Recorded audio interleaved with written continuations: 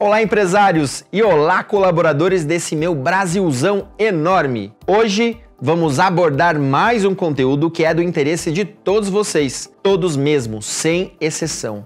Afinal, quando falamos de afastamento previdenciário, as dúvidas são inúmeras. Então, vou te dar uma sugestão. Pegue aquela pipoquinha e ajeite-se bem aí, pois o vídeo de hoje é longo e bem completo sobre um tema super importante. Você, empregador ou colaborador, vai sair craque no assunto e não vai mais se confundir quando se deparar com essa situação no ambiente corporativo. Bora falar de afastamento previdenciário então? Quais são os principais afastamentos e o que eles implicam em termos de direitos e deveres? Afinal, o que é um afastamento na prática? Eu sou o Eric Pomin, CEO do Grupo Soluta e apresentador desse canal, que com certeza é o seu favorito em termos de informações contábeis, fiscais, tributárias e também do departamento pessoal. Deixe o like para fortalecer o nosso trabalho, inscreva-se e ative o sininho para não perder nossas próximas produções. E aí, editor, vamos descomplicar o DP e o RH logo?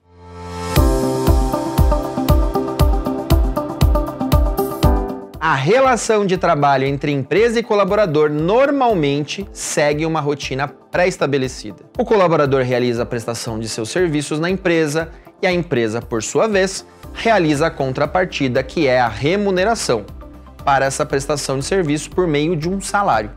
O colaborador ainda recebe o 13º salário ao final do ano, goza férias a partir do momento em que seu contrato de trabalho completa um ano, enfim, uma rotina que todos nós conhecemos bem. Porém, existe um fato que pode fazer com que essa rotina pré-estabelecida mude, que é o afastamento previdenciário. Esse afastamento pode ocorrer por diversos motivos e falaremos sobre eles no decorrer desse vídeo. Pessoal, aproveitando o tema linkado ao cenário trabalhista, quero deixar uma dica de conteúdo complementar a esse que estamos falando, que é o controle da jornada de trabalho. Temos um conteúdo muito completo sobre essa temática. Então, assim que terminar esse vídeo aqui comigo, você corre lá na jornada, beleza? O link vai ficar disponível aqui na descrição. Bom, voltando ao tema de hoje, de acordo com o dicionário Aurélio, a definição de afastamento, separação física, espacial entre seres, objetos, etc. No figurado, no sentido figuradamente, distanciamento do convívio social e ou familiar, perda ou ausência de intimidade. Em sentido figurado, remete ao distanciamento do convívio social e ou familiar, e é isso que nos interessa. No âmbito corporativo, podemos citar alguns dos principais afastamentos previdenciários: auxílio-doença, auxílio-doença acidentário, aquele que ocorre quando existe acidente de trabalho, afastamento por licença-maternidade, afastamento por serviço militar, afastamento por invalidez, aposentadoria por incapacidade permanente. Mas, e o afastamento do trabalho, como funciona? Há diversas situações que permitem o afastamento do trabalhador, e cada uma delas dispõe de regras específicas de funcionamento. Partindo desse princípio, podemos afirmar que a melhor maneira de entender suas particularidades é conhecendo-as. Porém, de forma geral, o colaborador deverá atestar o seu afastamento através de documentação comprobatória. Agora que já citamos os principais tipos de afastamentos previdenciários, vamos falar um pouco sobre cada um deles. Vamos começar pelo auxílio-doença. O auxílio-doença é um benefício pago pela Previdência Social aos trabalhadores avaliados pelo médico do INSS, que precisam ficar de forma temporária afastados de suas atividades laborais. É importante entender que existem dois tipos de auxílio-doença, e são eles: o auxílio-doença comum, que é pago aos empregados que ficam mais de 15 dias afastados de suas atividades laborais por algum acidente ou doença que não guarde qualquer relação com as atividades profissionais, como, por exemplo, uma queda durante uma prática esportiva que tenha quebrado algum osso do corpo ou até mesmo uma pneumonia. É importante frisar que existe um tempo de carência para que o colaborador tenha seu benefício concedido. O empregado precisa contribuir por pelo menos 12 meses com a Previdência. Nesse tipo de afastamento, a empresa tem a obrigação de realizar o pagamento dos 15 primeiros dias e o restante ficará a cargo da Previdência, desde que o empregado comprove a sua incapacidade para o trabalho por meio de documentos e também pela perícia realizada diretamente no INSS. Outro ponto de atenção é que durante o período que o trabalhador ficar afastado, a empresa não tem a obrigação de recolher o FGTS, retomando seu recolhimento apenas quando ele retornar ao trabalho. Já o auxílio doença acidentário, conforme dispõe o artigo 19º da Lei nº 8.203 de 1991, o acidente de trabalho é o que ocorre pelo exercício de trabalho a serviço da empresa ou pelo exercício do trabalho dos segurados, referidos no inciso 7 do artigo 11º desta lei, provocando lesão corporal ou perturbação funcional que cause a morte ou a perda ou redução permanente ou temporária da capacidade para o trabalho. Ou seja, o auxílio doença acidentário também é pago aos empregados que se afastam por mais de 15 dias de suas atividades laborais, porém, em razão de um acidente ou doença que guarde relação direta com as atividades profissionais. Diferente do auxílio doença comum, o trabalhador, para recebimento do benefício, não precisa cumprir qualquer carência. Vale destacar que o trabalhador afastado por auxílio doença acidentário possui alguns direitos assegurados que a empresa precisa se atentar. Estabilidade por 12 meses ao retornar às atividades, após a liberação pelo INSS.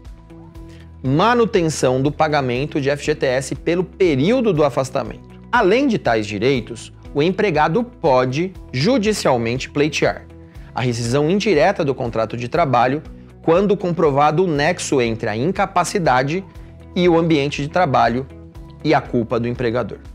Indenização moral, caso exista a culpa do empregador pelo ambiente não saudável. Indenização material, caso exista a culpa do empregador pelo ambiente não saudável, com os gastos médicos.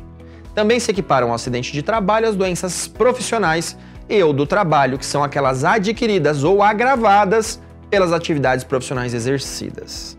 Importante conceituar que doença profissional é aquela produzida ou desencadeada pelo exercício do trabalho peculiar a determinada atividade constante da respectiva relação elaborada pelo Ministério do Trabalho e da Previdência Social. Um exemplo são doenças pulmonares, que surgem pelo contato direto com vapores ou gases nocivos. Isso porque a doença profissional pode ocorrer, sim, pela exposição constante a agentes de risco. Exemplos são os vapores, gases e outros agentes físicos, químicos ou radioativos. Eles podem piorar quadros que já existem. Outro exemplo de doença profissional incluída em 1º de janeiro desse ano é a síndrome de burnout. Doença do trabalho é aquela adquirida, desencadeada ou até mesmo agravada em função de condições especiais em que o trabalho é realizado e com ele se relaciona diretamente. Podemos citar como exemplo de doença do trabalho a LER, lesão por esforço repetitivo, ou ainda a DORT, distúrbio osteomusculares relacionados ao trabalho, ou ainda a surdez, quando o trabalho é realizado em local extremamente ruidoso. Na ocorrência do acidente de trabalho típico de doença profissional ou mesmo do trabalho, é obrigatória a emissão da CAT, a comunicação de acidente de trabalho, que é feita via social através do evento S2210 e que também diferencia o auxílio doença comum do acidentário. Bom, falando agora de licença maternidade, é o afastamento garantido às trabalhadoras em decorrência do nascimento ou adoção de um filho. A ideia é proporcionar um período de recuperação após o parto, para as gestantes, ou ainda a adaptação à nova família, nos casos em que a criança foi adotada. A mãe afastada recebe o direito de dar a devida atenção ao seu filho por 120 dias corridos, contados a partir de sua dispensa por atestado médico, data do seu parto ou da internação. Vale relembrar que as funcionárias que trabalhem em empresas do programa Empresa Cidadã tem um afastamento por 180 dias, ao invés de 120. Gente, diferente do auxílio doença comum ou do acidentário, em que o trabalhador recebe pelo INSS, o afastamento por licença maternidade tem o valor pago pela empresa. Porém, empresário, esse custo não fica com você. Apesar do valor da licença maternidade ser pago via empresa, o valor correspondente a ele é deduzido da sua DARF previdenciária. pois, nesse caso, a empregada é custeada pelo INSS. Tentando simplificar, se você empresário teria uma DARF previdenciária de 6 mil para pagar e o salário da sua colaboradora afastada por licença maternidade é de 2.500, o valor a pagar da guia será R$ 3.500. Vale destacar também que a trabalhadora afastada por licença maternidade tem estabilidade de 5 meses após o parto, podendo haver algum período adicional de estabilidade de acordo com alguma cláusula específica da CCT da colaboradora. Recentemente, inclusive, o STF decidiu que em casos de prematuros que tenham internação igual ou superior a 2 semanas, a licença maternidade apenas será contada do dia da alta hospitalar da gestante ou do filho. Afastamento por serviço militar é previsto por nossa Constituição Federal também. Ela prevê que todo homem, no ano em que completa 18 anos, deve se apresentar à junta militar para prestar serviço ao país. Contudo, em tempos de paz, ou seja, em tempo de normalidade política e civil, o cidadão, ao se apresentar, pode ser dispensado caso haja interesse das partes na prestação do serviço militar. Daí, então, o cidadão entra na reserva e irá prestar serviços apenas se for convocado de forma urgente. Caso o empregado esteja trabalhando no regime CLT, na ocasião de sua convocação, seu contrato de trabalho deve ser mantido, ou seja, o mesmo não pode ser desligado ou ter o seu contrato de trabalho alterado. Durante o período de afastamento, o contrato ficará suspenso e a empresa não pagará qualquer remuneração ao empregado. Tampouco haverá contagem do período como tempo de serviço para todos os fins. No entanto, conforme o artigo 472, nos incisos 3º e 5º, a autoridade competente poderá solicitar o afastamento do empregado do serviço ou do local de trabalho desde que ocorra motivo relevante de importância para a segurança nacional, sem que ocorra suspensão do contrato de trabalho, e nesse caso, serão pagos os salários referentes aos primeiros 90 dias.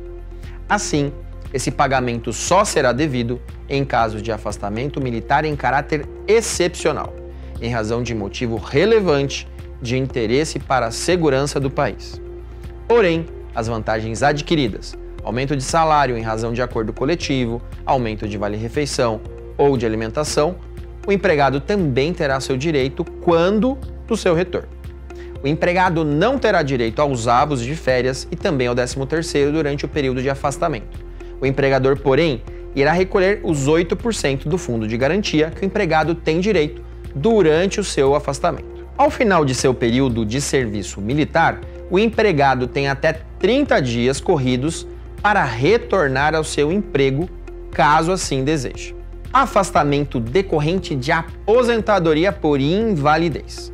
A aposentadoria por invalidez é um benefício previdenciário pago em razão de incapacidade do segurado que, em razão de alguma moléstia ou incapacidade, não possa mais exercer as suas atividades laborais. Possui direito ao benefício de aposentadoria por invalidez o empregado que tenha contribuído por pelo menos durante 12 meses e que no momento de sua invalidez esteja com a contribuição ativa, ou seja, um empregado ativo com a sua contribuição ao INSS em dia. A invalidez do empregado precisará ser avaliada por um médico da Previdência Social e através de perícia.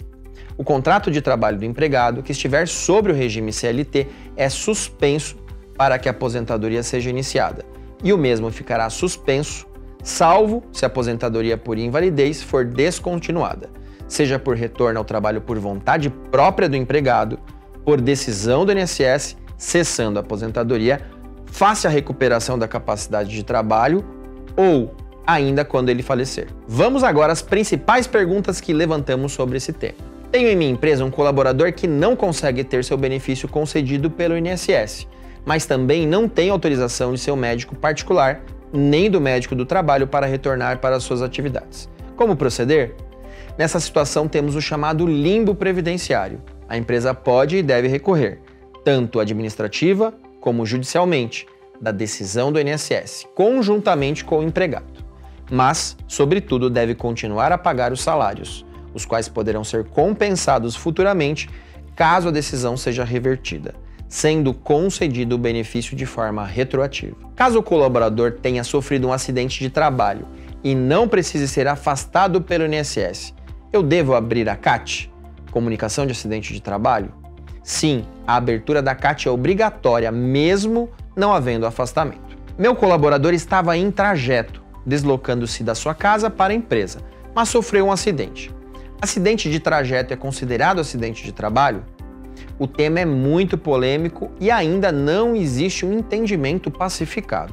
Embora a reforma trabalhista tenha acabado com o conceito de horas in itinere, ou seja, o tempo gasto pelo empregado no deslocamento ao trabalho, o que suscitaria, por consequência, o fim do acidente de trajeto como acidente de trabalho, não houve revogação da linha D do inciso 4º do artigo 21 da Lei 8.213 de 91, que considera o acidente sofrido no percurso do trabalho à residência e vice-versa como acidente do trabalho.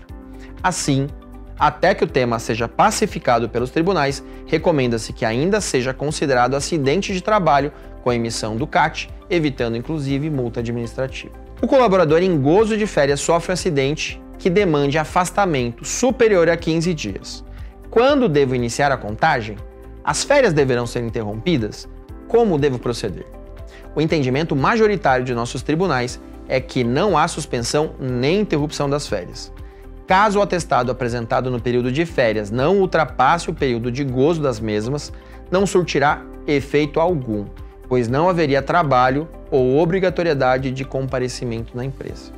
Porém, se a quantidade de dias do atestado ultrapassar o período de gozo de férias, a empresa deverá pagar os primeiros 15 dias de afastamento, ou período inferior conforme o caso, iniciando a contagem no primeiro dia do retorno do gozo das férias. Existe uma relação entre os atestados apresentados pelos colaboradores com o valor que a empresa do lucro real e presumido pagará de INSS? Sim. Toda empresa não optante pelo Simples Nacional que tenha colaboradores terá a tributação de FAP, o Fator Acidentário de Prevenção, e RAT, Riscos Ambientais do Trabalho, em sua folha de pagamento. E o percentual do FAP está diretamente ligado ao número de acidentes ou doenças ocupacionais que ocorreram na empresa. Logo, quanto mais sua empresa investir em prevenção e cuidado, menos pagará de INSS e vice-versa. Caso o colaborador se afaste durante o contrato de experiência, retornando ao trabalho após um longo período, a contagem da experiência é retomada ou ele retorna com seu contrato indeterminado? Sim, a contagem é retomada, mas há um ponto de atenção para um eventual desligamento por término de contrato de experiência, que dependerá do tipo de afastamento. Se o empregado for afastado por auxílio-doença comum durante seu afastamento, terá o contrato suspenso e, portanto, após seu retorno, será retomada a contagem dos dias de experiência, podendo ser desligado ao final dela. Para tanto, recomenda-se que a empresa avise, ainda que o empregado esteja afastado, de sua decisão de não renovar seu contrato de experiência. Caso o afastamento decorra de acidente do trabalho, após o retorno do trabalho, deverá ser mantido o contrato pelo período de estabilidade de 12 meses, conforme a súmula 378 do TST. Existe alguma regra sobre quem é responsável pelo agendamento da perícia junto ao INSS? O decreto 3048 de 99 trata do tema, estipulando que é faculdade do empregador e não uma obrigação legal. Entretanto, os tribunais divergem sobre o tema, sendo que apenas uma parte afasta qualquer responsabilidade da empresa em casos de atraso ou não agendamento da perícia. Por cautela, recomenda-se sempre que a empresa acompanhe e auxilie o empregado no agendamento da perícia. Sócios ou sócias com retirada de prolabore também têm direito a afastamento por auxílio-doença comum, auxílio-doença acidentário ou mesmo licença-maternidade?